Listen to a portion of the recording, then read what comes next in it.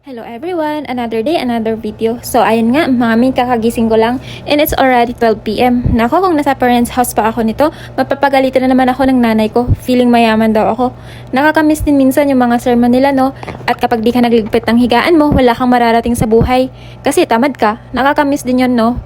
And thankful ako sa lahat ng natutunan ko sa kanila yung mga lesson na yon. Baon ko yun habang buhay, kahit saan ako magpunta.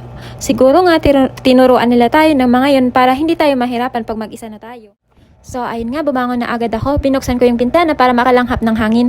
Tapos guess what, nakuha na yung bago kong mini vacuum. Rechargeable pala to mga guys, grabe ang galing niya. Nakuha yung mga alikabok pati mga buhok.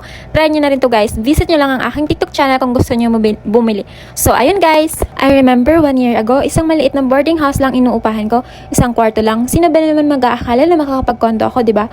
Yung batang sinasabihan natin na wala raw mararating sa buhay, ito patuloy din nangangarap.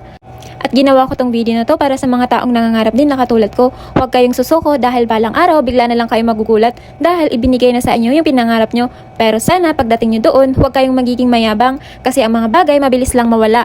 So ayun lang, thank you for watching. Bye bye!